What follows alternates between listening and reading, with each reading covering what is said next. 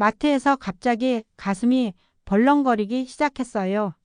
숨도 가빠지고 혹시 심장마비인가 싶어서 너무 무서웠습니다. 며칠 전 68세 김미순 할머니가 제게 떨리는 목소리로 전화를 주셨어요.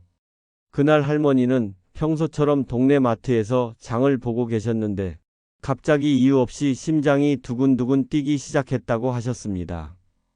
처음엔 조금 무거운 걸 들어서 그런가 하고 생각하셨는데 앉아서 쉬어도 가슴 두근거림이 멈추지 않더라는 거예요. 더 무서웠던 건 숨이 가빠지면서 손끝이 저리기 시작했다는 겁니다. 할머니는 이러다 쓰러지는 건 아닐까 하는 생각에 급하게 응급실로 가셨죠. 그런데 심전도 혈액 검사, 엑스레이까지 다 찍어봐도 심장에는 아무 이상이 없다는 진단이 나왔습니다. 의사 선생님이 하신 말씀이 자율신경계 과민 반응일 가능성이 높다는 거였어요. 그때 할머니가 제게 물으셨습니다. 저는 30년간 응급의학과에서 근무하면서 이런 경우를 정말 많이 봤습니다. 응급실에서 일하면서 김미순 할머니 같은 분들을 수없이 만났어요. 특히 60대 이후 어르신들 중에서는 3명 중 1명 이상이 이런 불안성 두근거림을 경험하십니다. 심장은 멀쩡한데 갑자기 가슴이 뛰고 숨이 가빠지는 증상 말이에요. 대부분 자율신경계의 일시적인 불균형 때문에 생기는 건데 문제는 이런 상황이 닥쳤을 때 어떻게 대처해야 하는지 모르신다는 겁니다. 제가 근무하는 응급실에는 하루에도 서너 분씩 이런 증상으로 오시는 분들이 계세요. 검사해보면 심장에는 아무 문제가 없는데 본인은 죽을 것 같았다고 말씀하시거든요. 실제로 그 순간의 공포와 불안감은 정말 심각합니다. 가슴이 터질 것 같고 숨을 쉴 수 없을 것 같은 느낌이 드시니까요. 더 심각한 건 이런 경험을 한 번 하시고 나면 또 그런 일이 생기면 어떡하지? 하는 불안감 때문에 외출하는 것도 무서워하신다는 겁니다. 혼자 집에 있을 때 그런 증상이 오면 어떻게 할지 몰라서 가족들한테 계속 곁에 있어 달라고 부탁하시는 분들도 많으시고요. 김미순 할머니에게 제가 알려드린 방법은 정말 간단했어요. 딱 3초만 투자하면 되는 응급 루틴 5가지였습니다. 그 후로 할머니는 비슷한 증상이 올 때마다 이 방법을 쓰셨고 지금은 응급실에 가실 일이 거의 없어지셨어요. 더 중요한 건 이제는 혼자서도 자신 있게 외출하실 수 있게 되셨다는 거죠. 제가 응급실에서 근무하면서 가장 안타까웠던 건 정말 응급 상황인 심근경색이나 부정맥과 단순한 자율신경 과민 반응을 구분하지 못해서 불안해하시는 분들이 너무 많다는 거였습니다. 반대로 진짜 위험한 신호인데도 또 신경성이겠지 하고 넘어가시다가 큰일 나는 경우도 봤고요. 그래서 오늘은 이 이야기를 꼭 전해드리고 싶었습니다. 언제 어디서든 갑자기 가슴이 두근거리기 시작할 때 당황하지 마세요. 딱 3초만 투자하면 증상이 나아질 수 있는 방법을 지금부터 자세히 설명드릴 테니 끝까지 함께 들어주세요. 그러면 대부분의 경우 몸이 다시 안정을 찾게 됩니다. 더 이상 가슴 두근거림 때문에 불안해하고 싶지 않으시다면 지금 무료 구독과 좋아요를 꾹 눌러주세요. 소중한 지인분들에게도 알려주시면 유용한 정보가 될 것입니다. 김미순 할머니처럼 모르고 계시는 분들이 정말 많거든요. 단순히 신경성이겠지 하고 넘어가시는 분들 또는 심장마비인가 하고 너무 무서워하시는 분들 모두 말입니다. 하지만 진짜 중요한 건 그 순간에 내 몸이 보내는 신호를 정확히 읽고 적절하게 대응하는 방법을 아는 거예요. 김미순 할머니가 마트에서 경험했던 그 순간 할머니의 몸에서는 도대체 무슨 일이 벌어지고 있었던 걸까요? 사실 우리 몸은 정말 신기하게 만들어져 있어요. 평소에는 우리가 의식하지 않아도 심장이 알아서 뛰고 숨을 쉬고 체온을 조절하죠. 이 모든 걸 관리하는 게 바로 자율신경계입니다. 마치 우리 몸의 자동 운전 시스템 같은 거라고 보시면 돼요. 그런데 이 자율신경계에는 두 가지 상반된 역할을 하는 신경이 있습니다. 하나는 교감신경이고 다른 하나는 부교감신경이에요. 교감신경은 우리가 위험하다고 느끼거나 긴장할 때 작동하는 신경입니다. 전투 모드라고 생각하시면 돼요. 반대로 부교감신경은 편안하고 안정될 때 작동하는 휴식 모드죠. 김미순 할머니가 마트에서 갑자기 가슴이 뛰기 시작했을 때 할머니의 교감신경이 갑자기 과도하게 흥분한 거예요. 그러면 몸에서는 연쇄 반응이 일어납니다. 먼저 심장 박동이 빨라지고 혈관이 수축되면서 혈압이 올라가죠. 동시에 호흡이 빨라지고 얕아집니다. 더 신기한 건 이런 반응이 일어나면 우리 몸은 큰일 났다는 신호를 뇌에 보낸다는 거예요. 그럼 뇌에서는 정말 위험한 상황인가 보다라고 판단해서 더욱 강한 스트레스 호르몬을 분비하게 됩니다. 이게 바로 악순환의 시작이에요. 특히 우리 같은 시니어들은 젊은 사람들에 비해 이런 흥분 상태에서 다시 안정 상태로 돌아오는 회복력이 느려요. 젊은 사람은 5분 정도면 저절로 괜찮아지는데 우리는 10분, 20분, 심할 때는 1시간까지도 이런 증상이 지속될 수 있거든요. 그럼 이런 교감신경 과흥분은 왜 생기는 걸까요? 가장 흔한 원인들을 살펴보면 먼저 스트레스가 있어요. 요즘같이 세상이 복잡하고 빠르게 변하는 시대에는 우리도 모르게 스트레스가 쌓이죠. 손자 걱정, 경제 걱정, 건강 걱정. 이런 것들이 계속 마음속에 있다가 어느 순간 폭발하는 거예요. 카페인도 큰 원인 중 하나입니다. 나는 커피 한 잔밖에 안 마셨는데 하실 수 있지만 나이가 들수록 카페인에 대한 민감도가 높아져요. 예전엔 괜찮던 양이 지금은 심장을 두근거리게 만들 수 있거든요. 수면 부족도 마찬가지예요. 잠을 제대로 못 자면 자율신경계의 균형이 깨져서 교감신경이 예민해집니다. 또 갑작스러운 감정 변화, 예를 들어 깜짝 놀라거나 화를 내거나 슬픈 소식을 들었을 때도 이런 증상이 나타날 수 있어요. 무리한 운동도 조심해야 합니다. 건강하려고 시작한 운동이 오히려 심장에 부담을 줄 수 있거든요. 특히 고혈압 약을 드시는 분들은 더욱 주의가 필요해요. 혈압약 중에는 심박수에 영향을 주는 것들이 있어서 평소보다 심장 박동의 변화를 더 민감하게 느낄 수 있거든요. 그런데 여기서 가장 중요한 포인트가 하나 있어요. 바로 공포라는 감정이 이 모든 증상을 더욱 악화시킨다는 겁니다. 처음에는 단순한 자율신경 과민 반응이었는데 혹시 심장마비인가? 이러다 죽는 건 아닐까? 하는 공포심이 생기면서 증상이 더 심해지는 거예요. 김미순 할머니도 그랬어요. 처음 가슴이 뛰기 시작했을 때는 그냥 조금 놀란 정도였는데 심장마비인가? 하는 생각이 드는 순간 더 무서워지고 그 무서움이 교감신경을 더욱 자극해서 증상이 악화된 거죠. 이럴 때 가장 필요한 건 신경의 긴장을 딱 잠깐이라도 끊어주는 자극입니다. 3초만이라도 말이에요.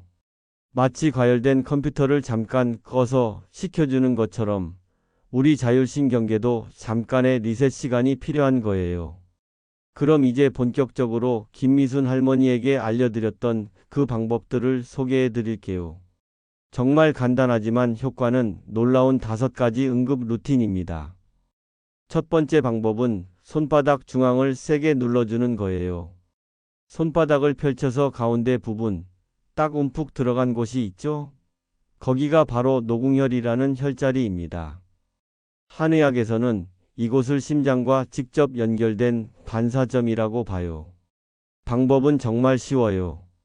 반대편 손 엄지손가락으로 손바닥 한가운데를 꾹꾹 눌러주시면 됩니다. 3초 동안 누르고 잠깐 놓고 다시 3초 누르고 이렇게 5번 반복하세요. 처음에는 이런 게 효과가 있을까? 싶으실 텐데 해보시면 정말 신기하게 가슴 두근거림이 줄어들어요. 김미순 할머니도 처음엔 반신반의하셨거든요. 손바닥 누르는 게 심장이랑 무슨 상관이 있나? 하셨는데 막상 해보시니까 정말 좀 나아지는 것 같은데 하시더라고요. 지금은 가슴이 뛸 때마다 가장 먼저 하시는 방법이에요. 두 번째는 호흡법입니다. 가슴이 두근거릴 때는 대부분 호흡이 빨라지고 얕아져요. 이때 의식적으로 호흡을 조절해주면 자율신경이 안정됩니다. 먼저 코로 숨을 천천히 들이마시세요. 그리고 입술을 오므리고 후후 하면서 길게 내쉬는 거예요. 이때 중요한 건 내쉬는 시간을 6초 이상으로 길게 하는 겁니다. 들이마실 때보다 내쉴 때를 2배 이상 길게 하시면 돼요. 왜 이렇게 하는지 아세요? 길게 내쉬면 부교감신경이 활성화되거든요. 아까 말씀드린 휴식 모드로 몸을 전환시키는 거죠. 이 호흡법을 3번만 반복해도 심박수가 눈에 띄게 안정됩니다. 세 번째 방법은 턱 끝을 눌러주는 거예요. 턱 끝 바로 아래쪽, 딱 닿는 부분에 양손 검지와 중지로 부드럽게 압박을 가해주세요. 이곳에는 설화신경이라는 중요한 신경이 지나가는데 여기를 자극하면 긴장된 신경계를 진정시키는 효과가 있어요. 3초 정도 부드럽게 눌러주시면 되는데 너무 세게 누르시면 안 돼요. 살짝 압박감이 느껴질 정도로만 하세요. 이 방법은 김미순 할머니가 특히 좋아하시는 방법이에요. 턱을 누르니까 마음도 차분해지는 것 같다고 하시거든요. 네 번째는 집중점 전환법이에요. 가슴이 두근거릴 때는 온 신경이 그쪽에만 집중되잖아요. 이때 의식적으로 다른 곳에 집중하도록 하는 겁니다. 방법은 이래요. 눈을 살며시 감고 양손을 가슴 앞에서 모으세요. 그리고 입술을 살짝 다물고 코로만 호흡하면서 지금 이 순간 나는 안전하다라고 속으로 되뇌어 보세요. 이렇게 하면 과도하게 흥분된 교감신경에게 이제 그만 진정해도 되라는 신호를 보내는 거예요. 이건 심리학에서 말하는 마인드풀리스 기법이기도 해요. 공포와 불안에 사로잡힌 마음을 현재 순간으로 가져오는 거죠. 처음에는 어색하실 수 있지만 몇 번 해보시면 정말 마음이 차분해지는 걸 느끼실 거예요. 다섯 번째는 시선과 자세를 바꾸는 방법이에요. 가슴이 두근거릴 때는 무의식적으로 고개를 들고 어딘가를 응시하게 돼요. 이때 의식적으로 시선을 아래로 향하고 고개를 살짝 숙이면서 발바닥에 집중해 보세요. 발바닥이 바닥에 닿아 있는 감각, 신발 안에서 느껴지는 온도, 발가락이 움직이는 느낌. 이런 것들에 집중하는 거예요. 이렇게 하면 나는 지금 안전하게 땅에 서 있구나라는 걸 인식하게 됩니다. 이 방법은 공포감과 불안감을 분산시키는데 특히 효과적이에요. 위기 상황에서 사람들이 본능적으로 하게 되는 행동과 정반대로 하는 거거든요. 위를 보고 긴장하는 대신 아래를 보고 안정감을 찾는 거죠. 김미순 할머니는 이 5가지 방법을 종이에 적어서 지갑에 넣고 다니세요. 처음 몇 번은 종이를 보면서 따라 하셨는데 이제는 저절로 몸이 기억해서 자동으로 하신다고 해요. 중요한 건 이 방법들을 쓴다고 해서 3초 만에 모든 증상이 완전히 사라지는 건 아니라는 거예요. 하지만 30초에서 1분 안에는 확실히 좋아지는 걸 느끼실 거예요. 만약 이 방법들을 써봐도 10분 이상 증상이 지속된다면 그땐 주저하지 마시고 병원에 가셔야 합니다. 다음에는 언제 병원에 가야 하는지, 어떤 신호들을 절대 놓치면 안 되는지 알려드릴게요. 그런데 여기서 정말 중요한 이야기를 해드려야겠어요. 아무리 자율신경 과민 반응이라고 해도 때로는 진짜 심각한 상황의 신호일 수도 있거든요. 제가 응급실에서 일하면서 가장 가슴 아팠던 경우가 하나 있어요. 73세 박철수 할아버지였는데 평소에도 가끔 가슴이 두근거리는 증상이 있으셨대요.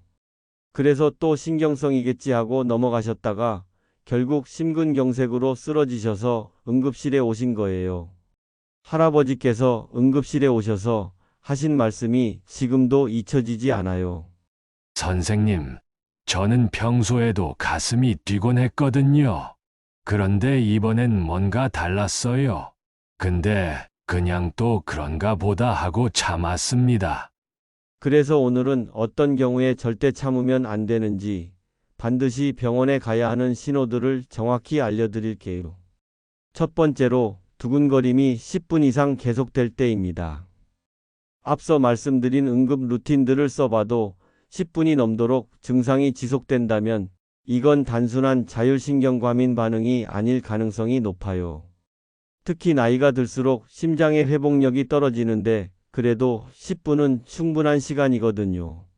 김미순 할머니 같은 경우는 보통 3분에서 5분 정도면 증상이 완화되셨어요. 길어봐야 7, 8분이었죠.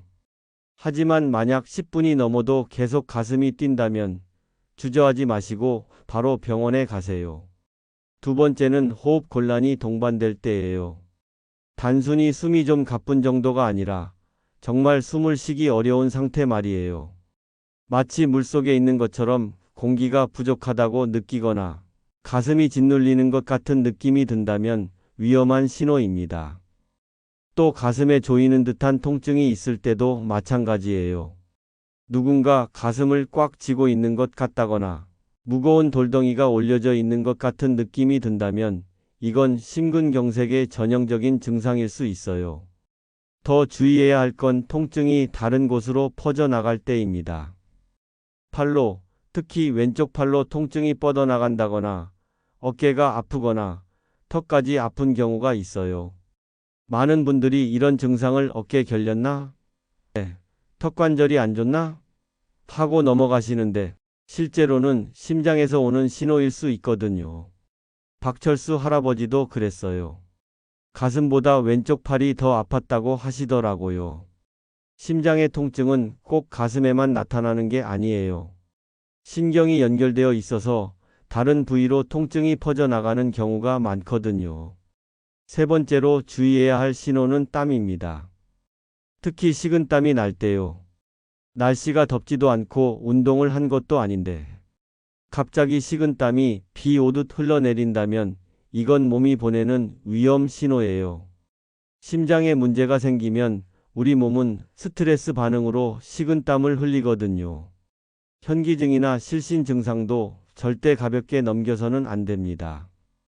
갑자기 어지럽거나 눈앞이 깜깜해지면서 쓰러질 것 같은 느낌이 든다면 이건 뇌로 가는 혈액 공급에 문제가 있다는 뜻이에요. 심장이 제대로 펌프 역할을 못해서 뇌에 충분한 피가 안 가는 거죠. 네 번째는 심장 박동의 리듬입니다. 단순히 빨리 뛰는 게 아니라 불규칙하게 뛸 때요. 손목에 손을 대고 맥박을 재어보세요. 정상적이라면 규칙적으로 뛰어야 하는데 박자가 뒤죽박죽이거나 갑자기 건너뛰는 느낌이 든다면 부정맥일 가능성이 있어요. 이런 불규칙한 맥박이 손으로 만져질 정도로 뚜렷하다면 이건 꽤 심각한 상태예요. 부정맥 중에서도 위험한 종류일 수 있거든요. 마지막으로 갑자기 시야가 흐려지거나 말을 더듬는 증상이 나타날 때입니다. 이건 뇌졸중의 전조 증상일 수 있어요. 뇌로 가는 혈액 공급이 부족해지면서 나타나는 현상이거든요. 특히 한쪽 팔다리에 힘이 빠지거나 얼굴 한쪽이 마비되는 느낌이 든다면 즉시 119에 신고하셔야 해요. 뇌졸중은 시간이 생명이거든요. 이런 증상들은 모두 단순한 자율신경 실조와는 차원이 다른 문제들이에요. 부정맥, 심근경색, 뇌졸중 같은 생명을 위협하는 질환의 전조 증상일 수 있거든요. 그럼 어떻게 구분하느냐고요? 가장 중요한 기준은 시간이에요. 자율신경 과민 반응은 아무리 심해도 10분을 넘기지 않아요. 하지만 진짜 심장이나 뇌에 문제가 있다면 시간이 지날수록 더 악화되거나 계속 지속되죠. 또 하나는 동반 증상이에요. 단순히 가슴만 두근거리는 게 아니라 앞서 말씀드린 여러 증상들이 함께 나타난다면 반드시 병원에 가셔야 해요. 김미순 할머니도 처음엔 이런 구분을 어려워하셨어요. 그래서 제가 간단한 기준을 알려드렸죠. 할머니, 10분 기다려 보세요. 10분 후에도 계속 그렇다면 바로 병원 가시는 거예요. 지금은 이 원칙을 잘 지키고 계세요. 건강한 노후를 위해서는 이런 위험 신호들을 정확히 아는 것도 중요하지만 애초에 이런 일이 생기지 않도록 예방하는 것이 더 중요하겠죠. 이제 가장 중요한 이야기를 해드릴 차례예요. 김미순 할머니가 그 무서운 경험을 한 이후로 가장 많이 하신 질문이 바로 이거였거든요. 선생님, 다시는 그런 일이 생기지 않게 하려면 어떻게 해야 하나요? 사실 응급 상황에 대처하는 방법을 아는 것도 중요하지만 애초에 그런 상황이 생기지 않도록 하는 게 훨씬 더 중요하죠. 오늘 말씀드릴 5가지 일상 루틴은 김미순 할머니가 지금까지 꾸준히 실천하고 계시는 방법들이에요. 첫 번째는 오전 햇빛 걷기예요. 아침에 일어나서 10분 정도만 밖에 나가서 걸어보세요. 꼭 멀리 갈 필요 없어요. 집 앞 골목이나 아파트 단지 안에서도 충분합니다. 왜 하필 오전 햇빛이냐고요? 우리 몸의 자율신경계는 하루 리듬이 있거든요. 아침에 햇빛을 받으면 우리 뇌에서 이제 하루가 시작이구나라는 신호를 받아요. 그러면 자연스럽게 교감신경과 부교감신경의 균형이 맞춰지죠. 김미순 할머니도 처음엔 귀찮은데 꼭 해야 하나? 라고 하셨어요. 그런데 일주일 정도 해보시더니 밤에 잠도 더 잘 오고 낮에도 마음이 더 편안한 것 같다고 하시더라고요. 지금은 비가 와도 우산 쓰고 나가실 정도로 습관이 되셨어요. 중요한 건 꾸준히 하는 거예요. 한두 번 하고 말면 효과가 없어요. 최소한 한 달은 매일 해보세요. 그러면 몸이 자연스럽게 리듬을 찾게 됩니다. 두 번째는 카페인을 줄이는 거예요. 특히 오후에는 가능하면 커피나 녹차를 피하시는 게 좋아요. 나이가 들수록 카페인을 분해하는 능력이 떨어지거든요. 젊을 때는 오후에 커피를 마셔도 괜찮았는데 이제는 저녁까지 영향이 남는 거죠. 그럼 오후에 뭘 마시라고요? 하실 텐데 따뜻한 보리차나 결명자차가 좋아요. 카페인이 없으면서도 고소한 맛이 있어서 커피 대신 드시기에 충분해요. 김미순 할머니는 오후 3시 이후로는 절대 커피를 안 드세요. 대신 구수한 보리차를 드시는데 이제 이게 더 맛있다고 하시거든요.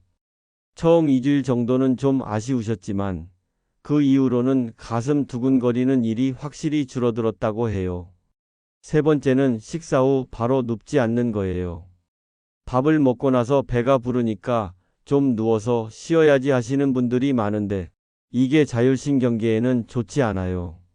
식사 후에는 소화를 위해 혈액이 위장으로 몰리거든요. 이때 바로 누우면 심장이 더 열심히 일해야 해요. 그러면 심박수가 올라가고 이게 자율신경 과민 반응을 유발할 수 있어요. 대신 식사 후에는 15분 정도 가볍게 걸어보세요. 집안에서 천천히 왔다 갔다 하는 것만으로도 충분해요. 그 다음에 앉아서 쉬시거나 가벼운 호흡 스트레칭을 해보세요. 호흡 스트레칭은 간단해요. 의자에 앉아서 양손을 천천히 위로 올리면서 숨을 들이마시고 내리면서 천천히 내쉬는 거예요. 5번 정도만 해도 소화도 잘 되고 마음도 편안해집니다. 네 번째는 매일 5분간 심호흡 루틴이에요. 하루 중 아무 때나 상관없어요. 김미순 할머니는 저녁 뉴스 보기 전에 하세요. 텔레비전 끄고 조용한 곳에 앉아서 5분간 깊게 숨을 쉬는 거예요. 이걸 정지 시간이라고 부르시면 돼요. 하루 종일 바쁘게 돌아가던 마음과 몸을 잠깐 멈추는 시간이죠. 이때는 아무 생각도 하지 마시고 그냥 숨 쉬는 것에만 집중하세요. 처음엔 5분이 이렇게 길었나? 싶으실 거예요. 하지만 며칠 하다 보면 벌써 5분이 지났나? 싶을 정도로 시간이 빨리 가요. 그리고 이 5분이 하루 전체의 스트레스를 풀어주는 마법 같은 시간이 된답니다. 5번째는 좀 특별한 방법이에요. 이틀에 한 번씩 심장에게 말 걸기 노트를 쓰는 거예요. 거창한 건 아니고 그냥 작은 수첩에 간단하게 적는 거예요. 오늘 하루 중 가슴이 벌렁거린 순간이 있었나? 그때 왜 그랬을까? 나는 어떻게 대응했나? 이런 질문들의 답을 적어보는 거죠. 김미순 할머니는 이걸 심장일기라고 부르세요. 처음엔 이런 걸 왜 써야 하나? 하셨는데 한 달 정도 쓰고 나니까 자신의 패턴이 보이기 시작했다고 해요. 아, 손자가 시험 볼 때마다 내 가슴이 두근거리는구나. 비 오는 날에 유독 그런 증상이 많이 생기네. 화요일마다 그러는 건 그날 병원 가는 날이라. 그런가? 이런 식으로 자신만의 패턴을 발견하게 되는 거예요. 패턴을 알면 예방할 수 있어요. 손자 시험 기간에는 미리 마음의 준비를 하고, 비 오는 날에는 더 조심하고, 병원 가는 날 아침에는 심호흡을 더 많이 하고, 이런 식으로 대비할 수 있거든요.